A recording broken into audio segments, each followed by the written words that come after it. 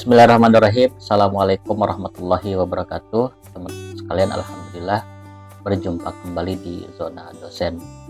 Pembahasan kali ini kita akan mendiskusikan yang berkaitan dengan satu kelompok, satu aliran teologi atau satu aliran ilmu kalam yang sangat fenomenal, yakni berkaitan dengan masalah Mu'tazilah. Nah, teman-teman sekalian, kaum Mu'tazilah ini dikenal sebagai golongan yang mengangkat persoalan-persoalan teologi yang lebih mendalam dan filosofis dibandingkan dengan kaum Khawarij dan Murji'ah. Mereka sering menggunakan akal dalam pembahasan teologis mereka sehingga mendapat sebutan kaum rasionalis Islam. Nah, bagaimana penyebutan Mu'tazilah atau asal-usul nama Mu'tazilah itu kemudian diambil menjadi nama kelompok? Yang pertama, berbagai analisis telah dikemukakan tentang asal-usul nama Mu'tazilah. Penjelasan yang sering ditemukan dalam buku-buku ilmu kalam berpusat pada sebuah peristiwa yang melibatkan Wasil bin Atha dan temannya Ammar bin Ubaid, juga Hasan al-Basri di Basrah. Nah, ceritanya, Wasil biasa mengikuti pelajaran yang diberikan oleh Hasan Basri di Masjid Basrah. Suatu hari, seseorang datang dan bertanya tentang pendapat Hasan Basri mengenai status orang yang berdosa besar. Kaum Khawarij menganggap orang yang berdosa besar sebagai kafir, sedang kaum Murji'ah menganggap mereka tetap mukmin. Ketika Hasan al-Basri masih memikirkan jawabannya, Wasil bin Atha mengeluarkan pendapatnya sendiri. Dia menyatakan, "Saya berpendapat bahwa orang yang berdosa besar bukanlah mukmin dan bukan pula kafir, tetapi berada di posisi antara keduanya, yakni tidak mukmin dan tidak kafir." Nah, setelah mengemukakan pendapatnya, Wasil berdiri, menjauhkan diri dari Hasan al-Basri dan pergi ke tempat lain di masjid untuk mengulangi pendapatnya. Nah, menyaksikan peristiwa ini, Hasan al-Basri berkata, "Wasil menjauhkan diri dari kita." Dalam bahasa Arabnya, i'tazala anna. Oleh karena itu, Wasil dan para pengikutnya kemudian disebut sebagai kaum Mu'tazilah. Ini menurut Syahrastani. Nah, sementara teman-teman, menurut Al-Baghdadi, Wasil dan temannya Ammar bin Ubaid diusir oleh Hasan Basri dari majelisnya karena adanya pertikaian mengenai persoalan qadar dan status orang yang berdosa besar. Keduanya kemudian menjauhkan diri dari Hasan al-Basri. Mereka dan pengikut-pengikutnya disebut kaum Mu'tazilah karena mereka memisahkan diri dari paham umat Islam mengenai orang yang berdosa besar. Menurut mereka, orang yang berdosa besar tidaklah mukmin dan juga tidak kafir. Begitulah Al-Baghdadi menjelaskan asal-usul nama Mu'tazilah bagi golongan ini. Jadi, nama Mu'tazilah ini memang berbagai analisa menyebutkan karena ada persoalan antara Wasil bin Atha dengan gurunya Hasan al-Basri. Nah, ketika Hasan Basri ditanya tentang status dosa besar, nah, Wasil bin Atha kemudian mengutarakan pendapatnya seperti yang tadi disampaikan sambil berlalu. Hasan Basri kemudian menyatakan i'tazala anna. Mereka atau Wasil menjauhkan diri dari kata i'tazala itu yang kemudian disebut dengan Mu'tazilah. Pendapat lain menurut Al-Baghdadi katanya Hasan Basri dan Wasil bin Atha terjadi debat begitu. Terjadi debat, lalu kemudian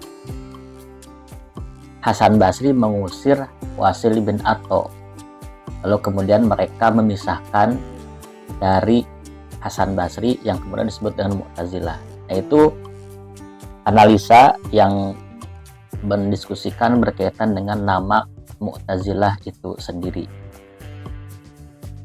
Nah, selanjutnya teman-teman, versi lain yang diberikan oleh Tash Kubrozadah menyebutkan bahwa pada suatu hari Qatadah bin Da'amah masuk ke Masjid Basrah dan menuju ke majelis Ammar bin Ubaid yang disangkanya sebagai majelis Hasan al-Basri. Setelah menyadari bahwa itu bukanlah majelis Hasan al-Basri, ia berdiri dan meninggalkan tempat itu sambil berkata, "Ini kaum Mu'tazilah."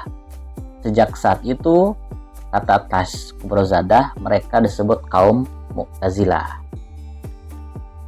Selanjutnya, Al-Mas'udi memberikan penjelasan lain yang tidak mengaitkan nama Mu'tazilah dengan pertikaian antara Wasil dan Amr dengan Hasan Basri. Mereka disebut kaum Mu'tazilah karena mereka berpendapat bahwa orang yang berdosa besar bukanlah mukmin dan bukan pula kafir, tetapi berada di antara keduanya, dalam artian manzilah bainal manzilatain. Menurut versi ini, mereka disebut Mu'tazilah karena memposisikan orang yang berdosa besar di luar kelompok mukmin maupun kafir.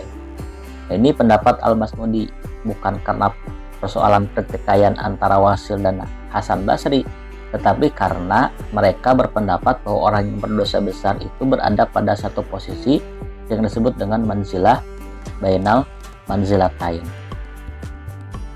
Nah, selanjutnya teman-teman, ada teori baru yang diajukan oleh Ahmad Amin.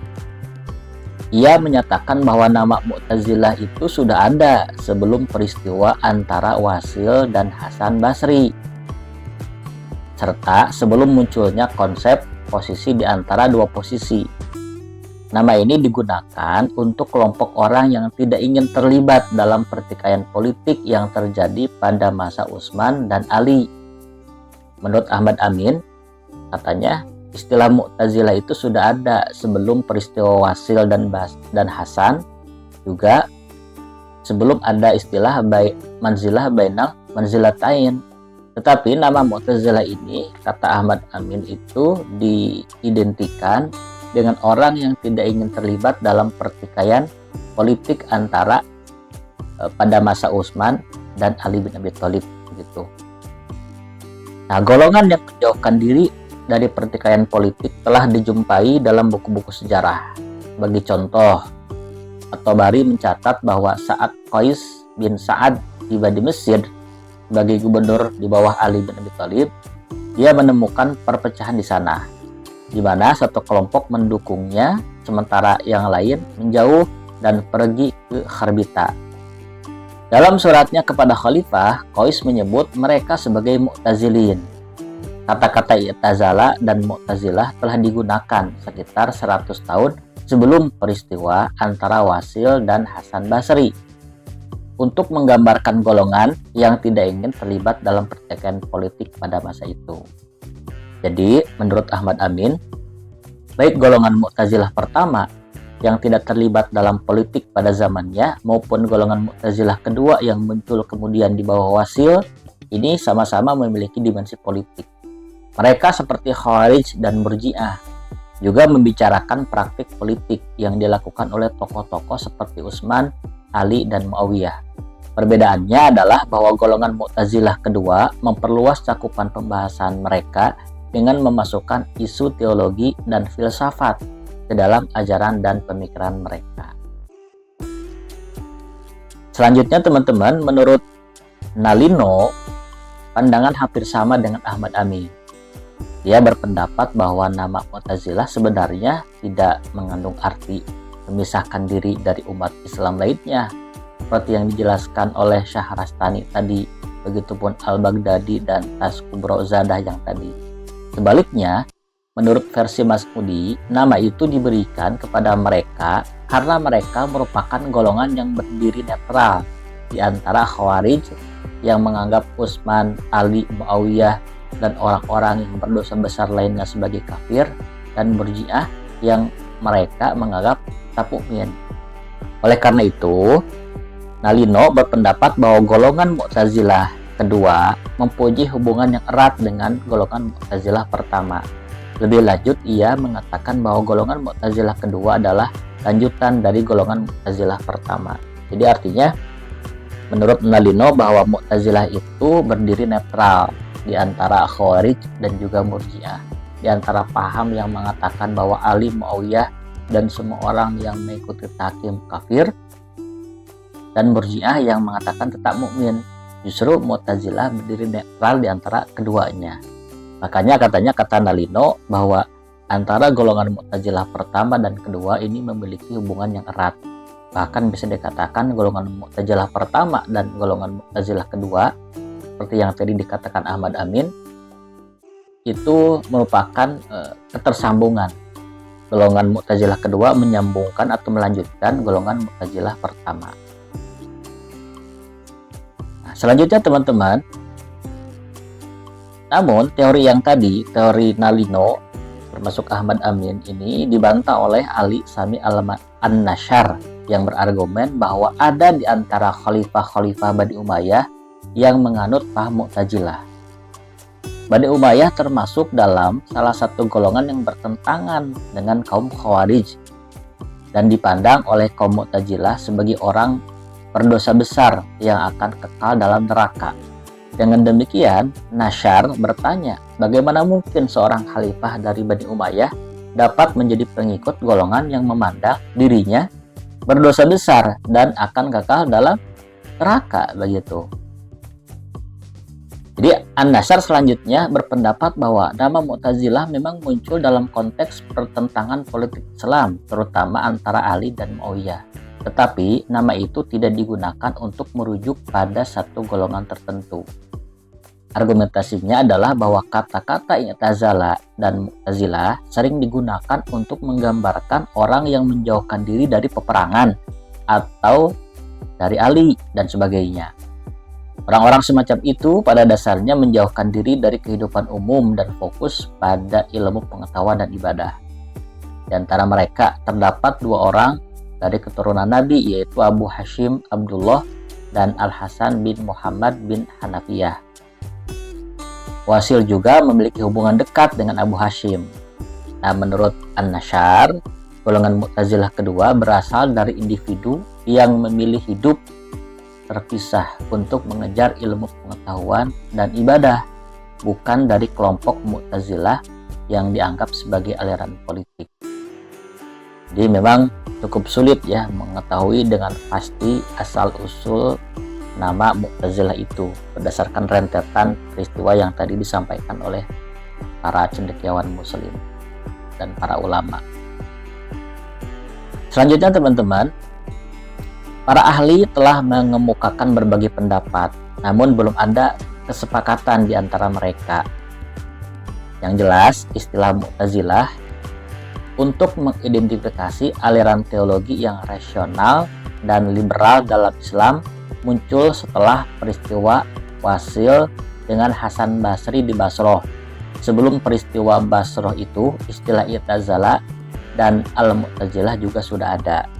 Sebagai contoh, Al-Qadi Al-Jabar menjelaskan bahwa kata i'tazala dalam Al-Quran mengandung arti menjauhi yang salah dan tidak benar, sehingga kata Mu'tazilah menjadi suatu pujian. Dia juga merujuk pada sebuah hadis Nabi yang mengatakan bahwa umat Islam akan terpecah menjadi 73 golongan, dan golongan Mu'tazilah adalah yang paling patuh dan terbaik dari seluruhnya. Ibnu Al-Murtado bahkan menyatakan bahwa kaum Mu'tazilah sendiri yang memberi nama itu kepada golongan mereka. Dengan demikian, mereka tidak menganggap nama Mu'tazilah sebagai ejekan. Nah, ini beda lagi konotasinya. Kalau konotasi menurut Qadi Al-Jabar bahwa Mu'tazilah itu konotasinya positif, bukan mengandung ejekan. Makanya terdapat ketidakpastian mengenai hubungan antara Mu'tazilah pertama dan Mu'tazilah kedua, serta siapa yang sebenarnya memberi nama Mu'tazilah kepada Wasil dan para pengikutnya. Beberapa mengatakan bahwa mungkin golongan lawanlah yang memberikan nama tersebut kepada mereka. Namun dalam pernyataan dari para Mu'tazilah sendiri terdapat indikasi bahwa mereka sendiri yang memberikan nama tersebut kepada golongan mereka, atau setidaknya mereka setuju dengan nama itu. Nah, mudah-mudahan teman-teman bisa memahami apa yang dijelaskan ini ya. Nah, selanjutnya teman-teman, selain menggunakan nama Mu'tazilah, golongan ini juga dikenal dengan nama-nama lain. Mereka sendiri sering menyebut diri mereka sebagai Ahlul Adl, yang berarti golongan yang mempertahankan keadilan Tuhan, serta Ahlut Tauhid wal Adl, yang berarti golongan yang mempertahankan keesaan Tuhan dan keadilannya. Nah, lawan mereka menggunakan nama-nama seperti Qadariyah, karena mereka memegang paham kebebasan, kemauan, dan tindakan, atau free will dan free act. Kemudian lawan mereka juga menggunakan Al-Mu'attilah, karena mereka berpendapat bahwa Tuhan tidak memiliki atribut dalam arti atribut yang memiliki eksistensi di luar esensi Tuhan. Kemudian ada yang menyebut Al-Wa'idiyah, karena mereka meyakini bahwa ancaman Tuhan terhadap orang yang tidak patuh pasti akan terjadi dan tidak dapat dihindari. Jadi nama-nama Mu'tazilah, selain nama Mu'tazilah itu sendiri, itu mereka menggunakan nama lain seperti Ahlul Adl, kemudian Ahlut Tauhid, dan lain sebagainya. Nah, teman-teman sekalian, dari beberapa penjelasan tadi dapat dipahami bahwa orang yang pertama kali membentuk aliran Mu'tazilah adalah Wasil bin Atha, seperti disebutkan oleh Al-Mas'udi. Dia adalah Syekh Al-Mu'tazilah wa Qadil Muha, atau pemimpin dan tokoh tertua Mu'tazilah. Jadi ini menurut Al-Mas'udi, yang pertama kali membentuk aliran Mu'tazilah itu adalah Wasil bin Atha, seperti yang tadi disampaikan, walaupun dengan berbagai kontroversi dan perbedaan penjelasan. Tapi secara jumhur bahwa yang pertama kali mempopulerkan atau membentuk aliran Mu'tazilah itu adalah Wasil bin Atha. Nah, Wasil ini lahir pada tahun 81 Hijriah di Madinah dan meninggal pada tahun 131 Hijriah. Dia belajar di sana dengan Abu Hashim Abdullah bin Muhammad bin Hanafiyah. Kemudian pindah ke Basrah dan belajar dengan Hasan al-Basri. Ajaran utama yang dibawa Wasil adalah paham al-manzilah bainal manzilatain, yang berarti posisi di antara dua posisi, dalam arti posisi tengah. Nah, menurut ajaran ini, orang yang berdosa besar tidak dianggap kafir, seperti yang dikatakan oleh kaum Khawarij, dan juga bukan mukmin seperti yang dikatakan oleh Murji'ah. Mereka dianggap sebagai fasik yang berada di antara kedua golongan tersebut. Nah, menurut pandangan Wasil, istilah mukmin adalah pujian yang tidak bisa diberikan kepada fasik yang melakukan dosa besar. Namun, mereka juga tidak bisa disebut kafir, karena meskipun berdosa besar, mereka masih mengucapkan syahadat dan melakukan perbuatan baik. Nah, orang seperti ini, jika meninggal tanpa bertaubat, akan mendapatkan siksa di neraka, meskipun siksaannya lebih ringan daripada siksaan yang diterima oleh kafir. Gitu. Nah, selanjutnya, ajaran keduanya adalah paham Qadariyah.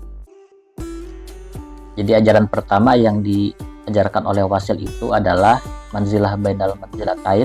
Yang kedua adalah paham Qadariyah yang dianjurkan oleh Ma'bad dan Ghailan ad-Dimashqi. Menurut Wasil, Tuhan bersifat bijaksana dan adil, sehingga tidak mungkin Tuhan berbuat jahat atau bersifat zalim. Oleh karena itu, tidak mungkin Tuhan menghendaki manusia melakukan hal-hal yang bertentangan dengan perintahnya. Nah, dengan demikian, manusia sendirilah yang sebenarnya mewujudkan perbuatan baik dan perbuatan jahatnya, iman dan kufurnya, serta kepatuhan dan ketidakpatuhannya pada Tuhan. Atas perbuatan-perbuatannya ini, manusia memperoleh balasan. Untuk terwujudnya perbuatan-perbuatan itu, Tuhan memberikan daya dan kekuatan kepadanya, pada manusia. Tidak mungkin Tuhan menurunkan perintah pada manusia untuk berbuat sesuatu jika manusia tidak mempunyai daya dan kekuatan untuk melakukannya. Nah, Wasil ini kelihatannya memperoleh paham ini dari Ghailan ad-Dimashqi melalui Abu Hashim Abdullah bin Muhammad al-Hanafiyah. Bahkan menurut An-Nasyar, ada kemungkinan bahwa Wasil pernah berjumpa dengan Ghailan sendiri. Ghailan itu seperti yang Ghailan, seperti yang diketahui, adalah tokoh Qadariyah yang berasal dari Damaskus. Nah, selanjutnya ajaran Wasil yang ketiga adalah peniadaan sifat-sifat Tuhan. Dalam arti bahwa apa yang disebut sifat Tuhan sebenarnya bukanlah sifat yang mempunyai wujud tersendiri di luar zat Tuhan, melainkan sifat yang merupakan esensi Tuhan. Ajaran ini sebagaimana dikatakan oleh Syahrastani belum matang dalam pemikiran Wasil, tetapi kemudian disempurnakan oleh pengikut-pengikutnya setelah mereka mempelajari filsafat Yunani. Nah teman-teman, paham peniadaan sifat ini kelihatannya berasal dari Jahm bin Safwan. Karena Jahm menurut Syahrastani berpendapat bahwa sifat-sifat yang ada pada manusia tidak dapat diberikan kepada Tuhan. Melakukannya akan membawa kepada paham antropomorfism yang dalam istilah Arab disebut at-tajassum atau at-tashbih. Namun, berbeda dengan kaum Mu'tazilah, Jahm masih memberikan sifat berkuasa, berbuat, dan mencipta kepada Tuhan. Nah, sebagai seorang yang menganut paham Jabariyah atau fatalism, Jahm melihat bahwa hanya Tuhan yang berkuasa, berbuat, dan mencipta. Manusia tidak mempunyai daya apa-apa. Gitu. Nah, sebelumnya telah disebutkan, teman-teman, bahwa kaum Mu'tazilah yang diperbincangkan soal-soal yang berkaitan dengan politik, Wasil berpendapat bahwa di antara kedua golongan yang bertentangan, misalnya Ali dan pengikut-pengikutnya di satu pihak, dan Mu'awiyah serta pengikut-pengikutnya di lain pihak, pasti ada yang salah. Namun, Wasil tidak tahu pihak mana yang benar, pihak mana yang salah, dan menjadi fasik. Dengan kata lain, ia meragukan kesucian masing-masing pihak. Oleh karena itu, ia tidak dapat menerima mereka sebagai saksi. Jika salah satu pihak dari Ali dan salah satu pihak dari Mu'awiyah datang menjadi saksi, keduanya akan ditolak olehnya, karena ia yakin bahwa salah satu dari keduanya fasik. Namun, jika kebetulan kedua orang yang datang untuk menjadi saksi berasal dari satu pihak saja, mereka akan diterima olehnya.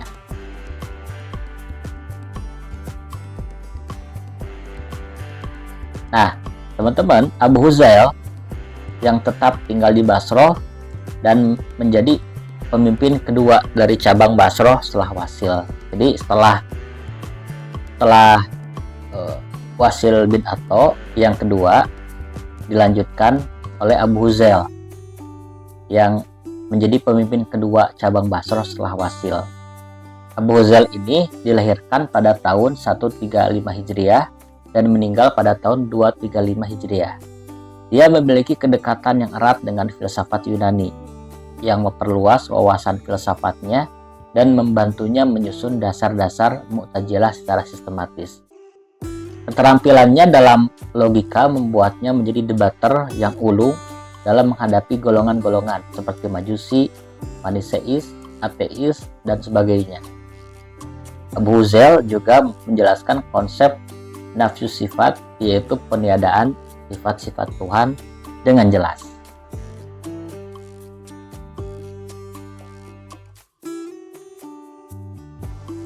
Nah, teman-teman, menurut pemahaman Wasil, tidak mungkin Tuhan diberikan sifat yang memiliki eksistensi tersendiri dan kemudian melekat pada zat Tuhan. Sebab zat Tuhan adalah abadi. Maka apapun yang melekat pada zat itu juga abadi. Oleh karena itu, sifat-sifat Tuhan adalah abadi. Wasil berpendapat bahwa konsep ini akan mengarah pada keberadaan dua Tuhan. Karena sifatnya abadi kan gitu ya, zat Tuhan juga abadi.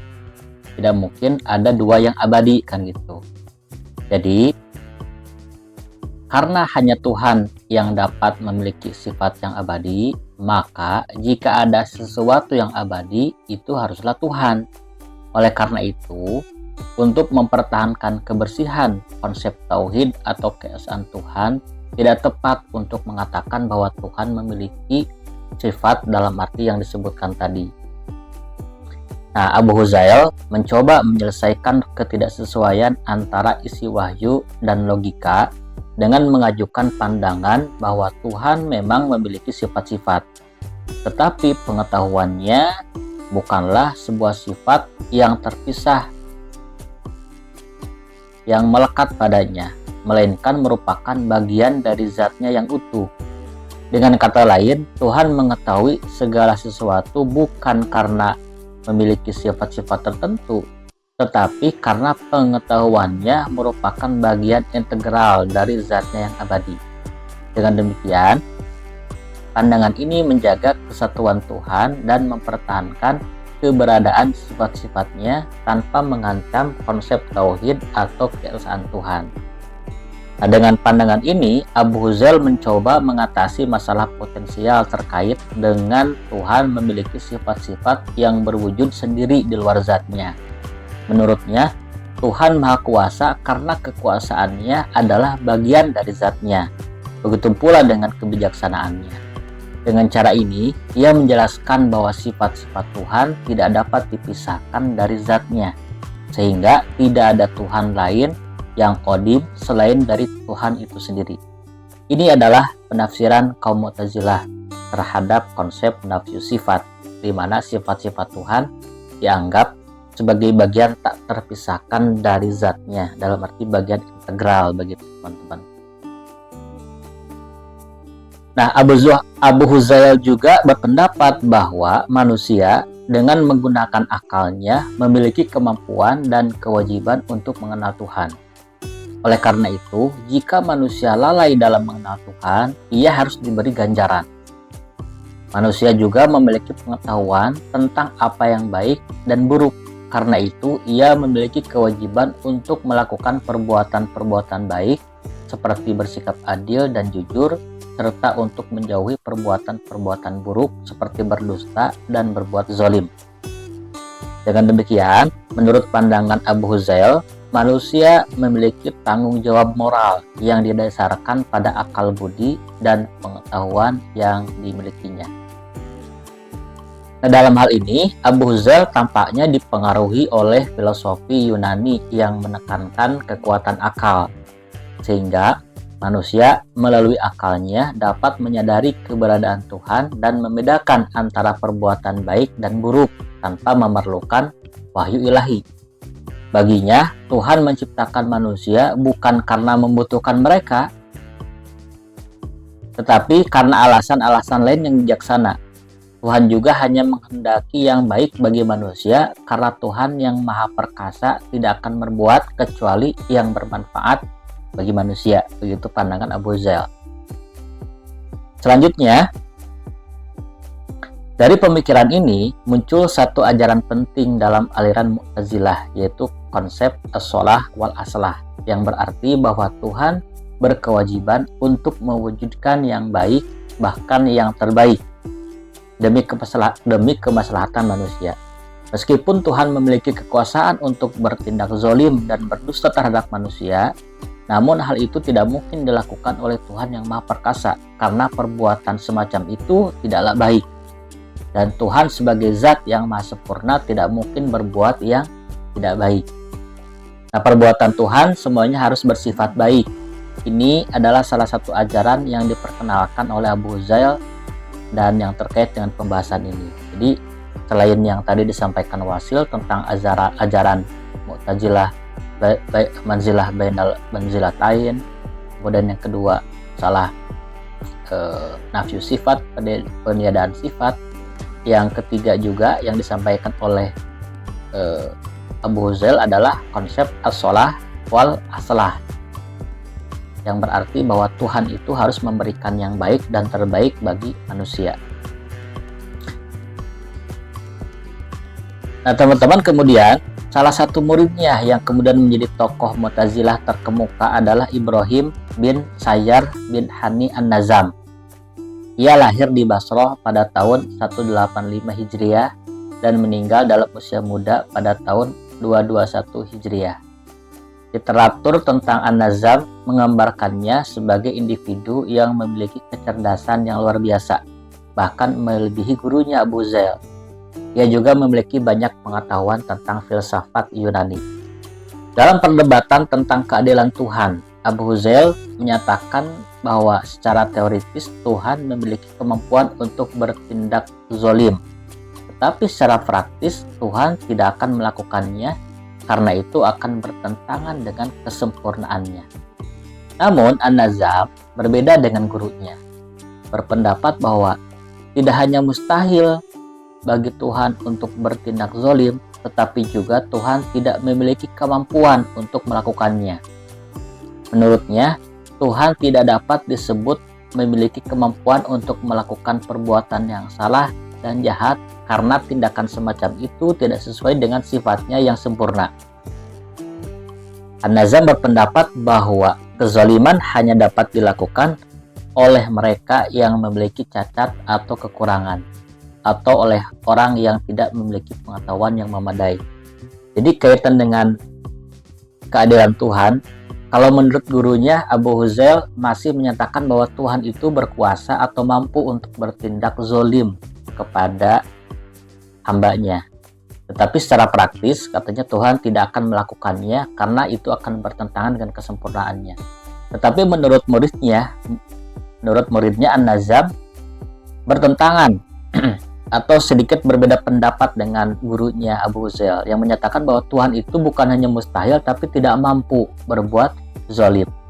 Jadi bukan hanya mustahil, tetapi Tuhan itu tidak memiliki kekuasaan atau kemampuan untuk bertindak zalim kepada hambanya karena akan mengurangi kesempurnaan zatnya. Begitu menurut An-Nazam. Nah, selanjutnya dalam perdebatan tentang keadilan Tuhan, Abu Huzail menyatakan bahwa secara teoritis begitu seperti yang tadi dijelaskan. Oke, sekali lagi. Dalam perdebatan tentang keadilan Tuhan, Abu Huzail menyatakan bahwa secara teoritis Tuhan memiliki kemampuan untuk bertindak zalim. Tetapi secara praktis Tuhan tidak akan melakukannya karena itu akan bertentangan dengan kesempurnaannya. Namun An-Nazam berbeda dengan gurunya, berpendapat bahwa tidak hanya mustahil bagi Tuhan untuk bertindak zalim, tetapi juga Tuhan tidak memiliki kemampuan untuk melakukannya. Menurutnya, Tuhan tidak dapat disebut memiliki kemampuan untuk melakukan perbuatan yang salah dan jahat karena tindakan semacam itu tidak sesuai dengan sifatnya yang sempurna. Nazam berpendapat bahwa kezaliman hanya dapat dilakukan oleh mereka yang memiliki cacat atau kekurangan atau oleh orang yang tidak memiliki pengetahuan yang memadai. Nah, menurut Nazam, tidak memiliki pengetahuan dan kebutuhan adalah sifat-sifat yang melekat pada yang tidak kekal. Dan Tuhan adalah Maha Suci dari sifat-sifat semacam itu. Oleh karena itu, Nazam berpendapat bahwa Tuhan tidak bisa dan tidak memiliki kemampuan untuk melakukan yang tidak baik. Sebaliknya, Tuhan wajib bertindak hanya dengan kebaikan bagi manusia. Seperti yang dikenal dalam ajaran Mu'tazilah sebagai as-sholah wal aslah. Dengan demikian, An-Nazam berpendapat bahwa Tuhan tidak memiliki kekuasaan untuk mengusir seseorang yang telah masuk surga dari surga atau menghukum seseorang yang seharusnya tidak masuk neraka. Selain itu, Tuhan tidak dapat mengurangi kenikmatan bagi orang-orang yang berada di surga atau meningkatkan siksaan bagi orang-orang yang berada di neraka. Yaitu pandangan Nazam yang cenderung sedikit berbeda dengan gurunya Abu Huzail yang mengatakan bahwa Nazam itu betul-betul bahwasanya Tuhan itu tidak bisa zalim terhadap hambanya. Dalam arti Tuhan tidak akan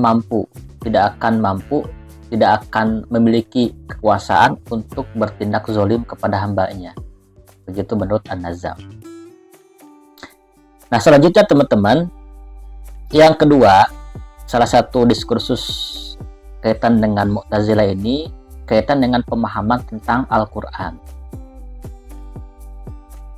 Nah, menurut Nazam, Al-Quran bukanlah mukjizat dalam gaya dan struktur bahasanya, tetapi hanya dalam isinya. Dia berpendapat bahwa jika Tuhan tidak menyatakan bahwa tidak ada manusia yang dapat membuat karangan yang sama dengan Al-Quran, mungkin ada manusia yang dapat membuat karya yang lebih baik dari Al-Quran dalam gaya dan bahasa. Jadi menurut Nazam, mungkin ada manusia yang dapat membuat karya yang lebih baik dari Al-Quran dari sisi bahasa dan gayanya, dari sisi gaya bahasanya begitu. Dengan demikian, menurut An-Nazam, kebenaran Nabi Muhammad dibuktikan oleh isi Al-Quran yang berisi kabar serta cerita umat yang lampau dan tentang hal-hal gaib, bukan oleh susunan dan bahasa Al-Quran. Seperti Abu Huzail, An-Nazam juga berpendapat bahwa manusia dapat mengetahui Tuhan dan membedakan perbuatan baik dan buruk melalui kekuatan akal tanpa memerlukan wahyu. Nah, selanjutnya, kaum Mu'tazilah berpendapat bahwa Al-Quran yang dalam istilah teologi disebut kalam Allah bukanlah qadim atau kekal, tetapi hadis dalam arti baru dan diciptakan Tuhan. An-Nazam menjelaskan bahwa kalam atau sabda Tuhan adalah suara yang tersusun dari huruf-huruf dan dapat didengar. Suara bersifat baru, bukan kekal, dan merupakan ciptaan Tuhan. Inilah yang dimaksud kaum Mu'tazilah ketika mengatakan bahwa Al-Quran diciptakan dan bukan kekal. Selanjutnya, seorang pemimpin Mu'tazilah lainnya adalah Muammar bin Abbad yang hidup sejaman dengan Abu Huzail dan An-Nazam. Menurutnya, Tuhan hanya menciptakan benda-benda materi, sedangkan al-a'rad, accident, atau sifat yang menempel pada benda-benda adalah hasil kreasi dari benda-benda materi itu sendiri. Aksiden ini dapat berupa sifat alami, seperti api yang membakar dan matahari yang memanaskan, atau berupa pilihan ikhtiar, seperti gerak dan diam, berkumpul dan berpisah yang dilakukan oleh makhluk hidup. Nah, teman-teman, pandangan ini menggambarkan paham naturalisme atau kepercayaan pada hukum alam yang terdapat pada kalangan Mu'tazilah. Kepercayaan pada hukum alam ini juga terlihat dalam tulisan-tulisan Amr bin Bahar Abu Usman Al-Jahiz, seorang pemuka lain dari Mu'tazilah. Sesuai dengan paham kaum naturalis, Al-Jahiz berpendapat bahwa setiap benda materi memiliki naturnya sendiri. Oleh karena itu, perbuatan-perbuatan jasmani manusia, menurut pendapatnya, timbul sesuai dengan kehendak natur, sehingga manusia sebenarnya tidak bebas kecuali dalam menentukan kemauan dan kehendaknya. Pandangan ini merupakan bagian dari ajaran determinisme. Nah, di antara pemimpin-pemimpin terkenal selain Wasil, Abu Huzail, An-Nazam adalah Abu Ali Muhammad bin Abdul Wahab Al-Jubai dan putranya Abu Hashim Abdussalam. Mereka juga berpendapat bahwa kalam atau sabda Tuhan terdiri dari huruf dan suara. Tuhan disebut mutakalim dalam arti pencipta kalam, bukan dalam arti sesuatu yang berbicara. Mereka juga berpendapat bahwa manusia tidak akan dapat melihat Tuhan dengan mata kepala di akhirat. Kekuatan untuk melakukan sesuatu sudah ada dalam diri manusia sebelum tindakan dilakukannya. Dan kekuatan itu adalah sesuatu di luar tubuh yang sehat. Mengetahui Tuhan, bersyukur kepadanya, serta mengetahui perbuatan baik dan buruk adalah kewajiban manusia berdasarkan akal, kewajiban akliyah. Oleh karena itu, mereka mengakui adanya ajaran-ajaran akal atau syariah akliyah. Ajaran-ajaran yang dibawa oleh para nabi, syariah nabawiyah, diperlukan untuk memahami besar kecilnya balasan dan hukuman atas perbuatan manusia. Jadi seperti yang kita ketahui bahwa menurut pandangan orang Mu'tazilah, sebetulnya Rasulullah tidak begitu penting untuk diutus.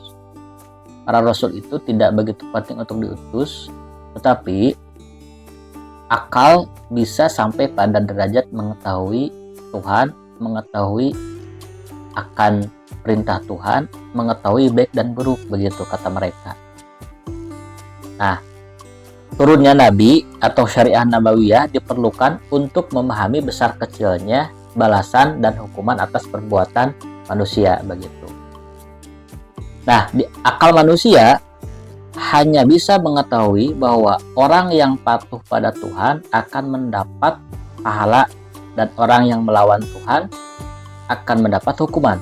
Namun besarnya pahala atau hukuman itu hanya dapat diketahui melalui wahyu. Mengenai peniadaan sifat, peniadaan sifat Tuhan, Al-Jubai berpendapat bahwa Tuhan mengetahui melalui esensinya. Demikian pula berkuasa dan hidup melalui esensinya. Dengan demikian, Tuhan tidak membutuhkan sifat mengetahui atau keadaan mengetahui untuk mengetahui sesuatu, karena sudah mengetahui dengan esensinya, begitu. Ini tokoh yang lain, Al-Jubai, yang kemudian memberikan pandangan tentang Quran dan juga tentang peniadaan sifat. Nah, salah seorang pemuka Mu'tazilah di Baghdad adalah Abu Musa Al-Murdar. Menurut Asy-Syahrastani, ia dengan tegas mempertahankan pendapat bahwa Al-Quran tidak bersifat qadim, tetapi diciptakan oleh Tuhan. Al-Murdar memandang orang yang mengatakan bahwa Al-Quran bersifat qadim sebagai kafir, karena menurutnya hal itu berarti orang tersebut telah membuat yang qadim menjadi dua, atau dengan kata lain telah menduakan Tuhan. Selanjutnya, ia juga berpendapat bahwa perbuatan-perbuatan manusia bukanlah diciptakan oleh Tuhan, tetapi diwujudkan oleh manusia sendiri. Nah, teman-teman, demikianlah uraian mengenai beberapa pemimpin Mu'tazilah dan pandangan-pandangan teologis mereka. Terlihat jelas bahwa pemikiran-pemikiran mereka itu banyak dipengaruhi oleh filsafat Yunani, ya. Jadi di antara tokoh-tokoh Mu'tazilah yang kita ketahui, pertama ada Wasil bin Atha, kemudian ada Abu Zail, kemudian ada An-Nazam, kemudian ada Al-Jubai, dan di Baghdad ada Al-Murdar, begitu. Selanjutnya teman-teman, kita akan coba mengulas tentang pemahaman 5 ajaran dasar Mu'tazilah yang tadi disampaikan oleh beberapa tokoh. Nah teman-teman, tentang Al-Usul Khamsah, yaitu 5 ajaran dasar yang menjadi landasan bagi kaum Mu'tazilah. Menurut Al-Khayyat, seseorang dianggap sebagai pengikut atau penganut Mu'tazilah hanya jika ia sepenuhnya mengakui dan menerima kelima dasar tersebut. Orang yang hanya menerima sebagian dari dasar-dasar tersebut tidak dapat dianggap sebagai orang Mu'tazilah. Nah, usul khamsah seperti dijelaskan oleh para pemimpin Mu'tazilah sendiri diberi urutan berdasarkan pentingnya kedudukan tiap dasar. Yakni yang pertama ada at-tauhid, keesaan Tuhan, kemudian al-adl, keadilan Tuhan, kemudian al-wa'ad dan al-wa'id, janji baik dan ancaman, kemudian al-manzilah bainal manzilatain, posisi di antara dua posisi, dan yang kelima adalah amar ma'ruf nahi mungkar, perintah untuk berbuat baik dan melarang dari keburukan. Ini 5 ajaran dasar dari Mu'tazilah. Nah, yang pertama, dalam pandangan mereka, ajaran dasar yang paling penting adalah at-tauhid atau keesaan Tuhan. Mereka meyakini bahwa Tuhan benar-benar Maha Esa hanya jika Dia adalah zat yang unik. Tak ada yang menyerupainya. Oleh karena itu, mereka menolak gagasan antropomorfisme yang menggambarkan Tuhan menyerupai makhluknya. Mereka juga menolak gagasan bahwa Tuhan bisa dilihat manusia dengan mata mereka, yang disebut dengan beatific vision. Bagi mereka, satu-satunya sifat Tuhan yang benar-benar unik dan tak terwujud pada makhluknya adalah sifat qadim, yang berarti tak memiliki awal.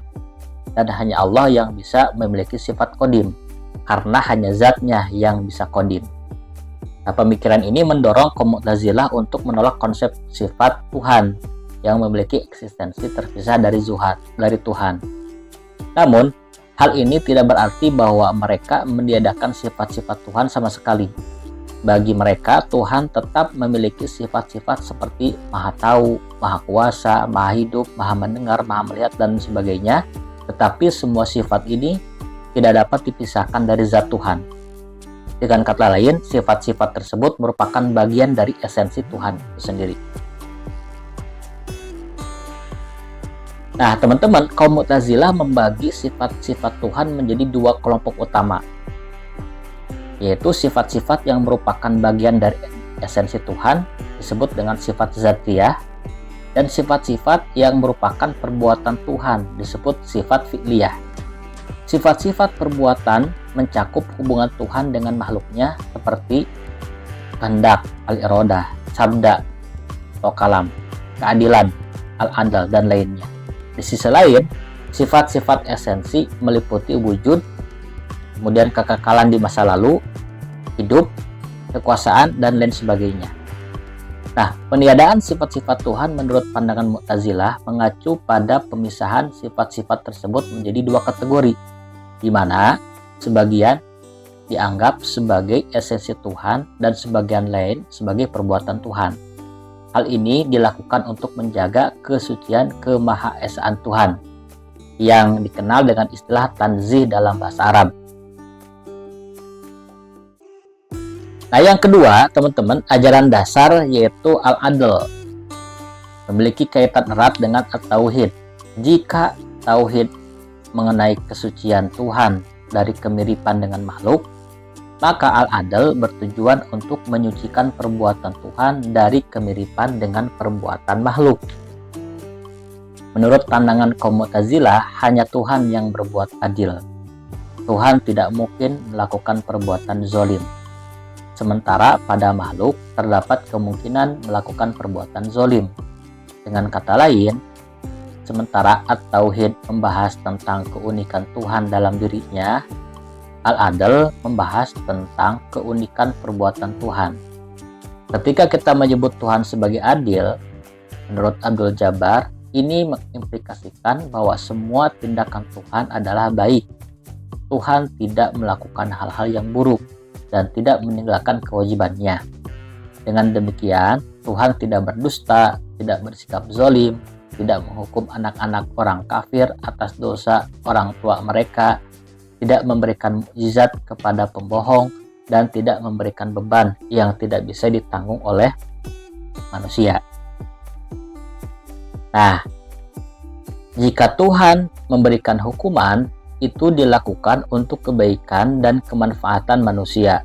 Karena jika hukuman diberikan tanpa mempertimbangkan kebaikan manusia, Tuhan akan melalaikan salah satu kewajibannya. Dalam pandangan kaum Mu'tazilah, Tuhan tidak melakukan hal yang buruk.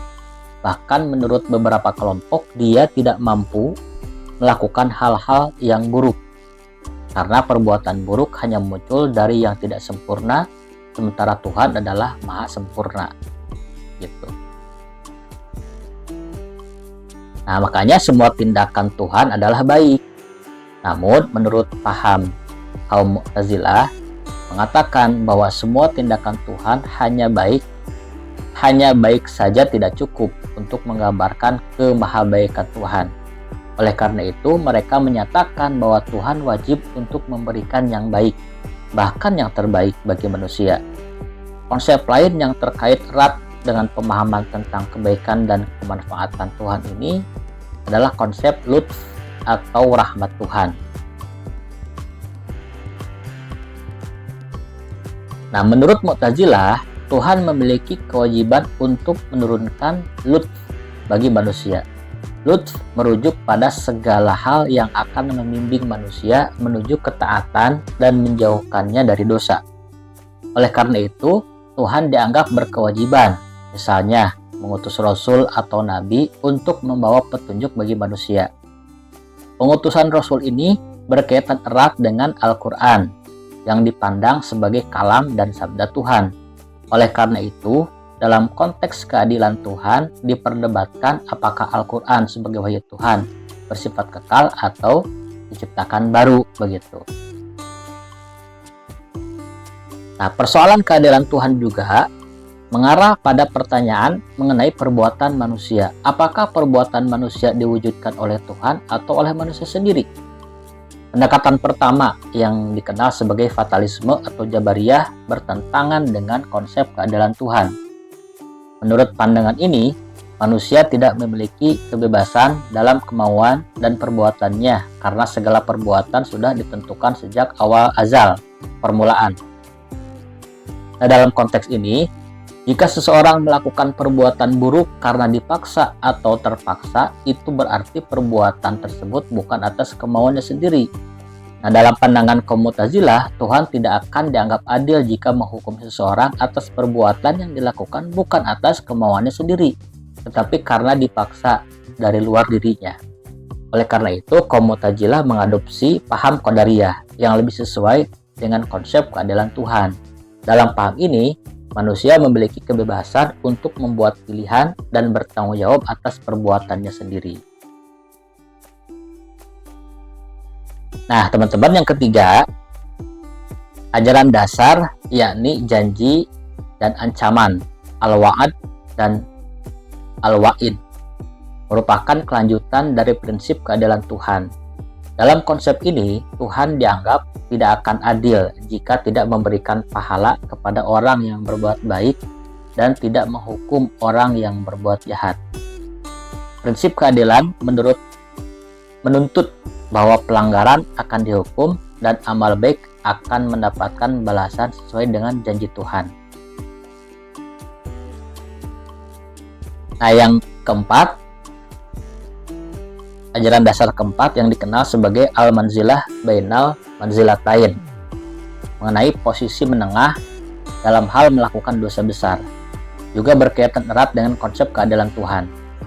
Seseorang yang melakukan dosa besar tidak dianggap sebagai kafir karena masih mempertahankan kepercayaan kepada Tuhan dan Nabi Muhammad. Namun, dia juga tidak dianggap sebagai mukmin karena imannya tidak lagi sempurna. Karena tidak dianggap sebagai mukmin, dia tidak bisa masuk surga. Tapi karena juga bukan kafir, dia tidak dipastikan masuk neraka. Sebagai gantinya, dia seharusnya ditempatkan di luar surga dan neraka. Ini memang mencerminkan prinsip keadilan. Namun, karena di akhirat hanya terdapat surga dan neraka sebagai tempat, maka bagi pembuat dosa besar harus diputuskan di antara kedua tempat ini. Penentuan ini sangat terkait dengan pandangan Mu'tazilah tentang iman. Bagi mereka, iman tidak hanya dinyatakan melalui pengakuan lisan, tetapi juga melalui perbuatan. Dengan demikian, pembuat dosa besar dianggap tidak memiliki iman, sehingga tidak dapat masuk surga. Satu-satunya tempat yang tersedia adalah neraka. Namun, tidak adil jika ia menerima siksaan yang sama dengan kafir di neraka. Oleh karena itu, meskipun pembuat dosa besar masuk neraka, siksaannya lebih ringan. Ini adalah posisi tengah antara mukmin dan kafir menurut Mu'tazilah, dan ini adalah bentuk keadilan menurut mereka. Nah, ajaran dasar kelima, yang terakhir, yang menekankan pentingnya perintah berbuat baik dan larangan berbuat jahat, yang disebut dengan amar ma'ruf nahi mungkar. Diakui sebagai kewajiban oleh tidak hanya kaum Mu'tazilah, tetapi juga oleh berbagai golongan dan umat Islam. Perbedaan terletak pada bagaimana kewajiban ini harus dilaksanakan. Apakah cukup dengan memberikan penjelasan dan seruan, ataukah perlu diimplementasikan melalui kekerasan? Golongan Khawarij misalnya percaya bahwa kekerasan diperlukan. Sementara itu, kaum Mu'tazilah berpendapat bahwa seruan saja mungkin cukup. Namun jika perlu kekerasan dapat digunakan. Yaitu teman-teman, kaitan dengan 5 ajaran dasar Mu'tazilah yang disarikan dari beberapa pandangan para tokohnya. Selanjutnya, bagaimana Mu'tazilah kini, Mu'tazilah sekarang? Nah, teman-teman, meskipun aliran ini telah menjadi bagian dari sejarah Islam, namun saat ini tidak lagi ada dalam wujud yang nyata. Namun, warisan pemikiran Mu'tazilah masih dilihat sebagai pemahaman yang menyimpang dari ajaran Islam oleh sebagian umat, terutama di Indonesia. Pandangan tersebut muncul karena Mu'tazilah dianggap mengutamakan akal budi daripada wahyu, yang merupakan prinsip fundamental dalam Islam. Namun, penting untuk dicatat bahwa Mu'tazilah menggunakan ayat-ayat Al-Quran dan hadis Nabi sebagai dasar argumen mereka, meskipun pendekatan mereka cenderung lebih rasional. Nah, penerimaan yang tidak baik terhadap kaum Mu'tazilah bisa ditelusuri hingga pada praktek mereka menggunakan kekerasan dalam menyebarkan ajaran mereka pada awal abad ke-9 Masehi. Terlebih lagi, kurangnya pemahaman tentang aliran Mu'tazilah disebabkan karena karya-karya mereka jarang dibaca dan dipelajari di lembaga-lembaga Islam tradisional, kecuali baru-baru ini, terutama di institusi tertentu seperti Al-Azhar Kairo. Sebaliknya, teologi yang dikembangkan oleh para pengikut Al-Asy'ari dan Al-Maturidi lebih dominan. Sementara tulisan-tulisan yang menyoroti Mu'tazilah cenderung kurang objektif, bahkan ada yang menyebut mereka sebagai kafir, seperti yang dilakukan oleh Al-Baghdadi. Nah, kritik yang keras terhadap Mu'tazilah bahkan sampai menyebut mereka sebagai golongan yang sesat dan menggunakan kata-kata seperti bid'ah, fadihah, dan dolalah telah menjadi umum. Bahkan istilah takfir, menyatakan kafir, sering digunakan dalam konteks ini. Namun berkat pengaruh tokoh-tokoh modernisme seperti Jamaluddin Al-Afghani dan Syekh Muhammad Abduh, pandangan terhadap Mu'tazilah mulai berubah. Sekarang sudah ada penulis dan ulama yang membela aliran ini. Contohnya An-Nasyar, seorang guru besar falsafat Islam di Universitas Alexandria, memberikan pemahaman yang lebih baik terhadap figur seperti An-Nazam. Meskipun kebanyakan pemikir ahli sunnah menyerangnya dan menganggapnya sebagai seorang ateis besar yang hidup dalam dosa, pendekatan ini tidak dapat diterima begitu saja. Bagaimana yang diajarkan oleh An-Nasyar, kaum Mu'tazilah dikenal sebagai orang-orang yang taat beragama, bertakwa, dan rajin beribadah. Menurutnya, An-Nazam adalah seorang yang jujur dan tulus dalam membela Islam. Sementara menurut Ahmad Mahmud Subhi, seorang dosen filsafat Islam di Universitas Alexandria, konsep bahwa al-i'tizal sama dengan perpecahan timbul pada abad ke-4 Hijriah atau abad ke-10 Masehi.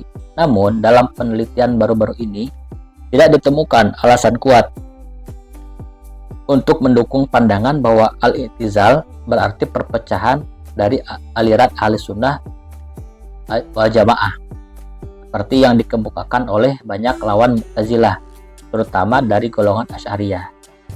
Nah, menurut Ahmad Amin, kaum Mu'tazilah merupakan kelompok pertama dalam Islam yang menggunakan senjata yang biasanya digunakan oleh lawan-lawan Islam seperti Yahudi, Kristen, Majusi, dan materialis untuk menanggapi serangan-serangan terhadap Islam pada awal pemerintahan Bani Abbas. Mereka aktif dalam melawan musuh-musuh Islam dan memainkan peran penting dalam membela agama Islam. Ahmad Amin menyatakan bahwa hanya Allah yang mengetahui bahaya apa yang akan menimpa umat Islam jika kaum Mu'tazilah tidak membela Islam pada masa itu. Nah, Syekh Ali Mustafa Al-Ghurabi, seorang ulama di Mekah, mengakui bahwa kaum Mu'tazilah memiliki jasa besar dalam membela Islam dari serangan-serangan luar pada zamannya. Menurutnya, ajaran-ajaran dasar Mu'tazilah dalam bidang teologi Islam telah memberikan sumbangan yang penting. Tanpa peran mereka, ilmu kalam dengan segala kekayaannya tidak akan muncul. Dalam Islam mungkin tidak dapat terlindungi dari serangan-serangan eksternal. Al-Ghurabi berharap agar Allah memberikan upah kepada kaum Mu'tazilah atas jasa-jasa mereka terhadap Islam, serta memaafkan kesalahan yang mungkin mereka lakukan. Dia juga berharap agar para ulama yang memiliki kesungguhan terhadap agama Islam berusaha menghidupkan kembali warisan berharga dari kaum muslim yang telah dilupakan ini. Nah, di era modern ini, dengan kemajuan ilmu pengetahuan dan teknologi, ajaran-ajaran yang bersifat rasional yang dianut oleh kaum Mu'tazilah mulai muncul kembali di kalangan umat Islam, terutama di kalangan yang terpelajar. Tanpa disadari, mereka mulai mengadopsi pemikiran yang sejalan atau mirip dengan ajaran-ajaran Mu'tazilah. Namun memiliki pandangan seperti itu tidak berarti mereka keluar dari Islam.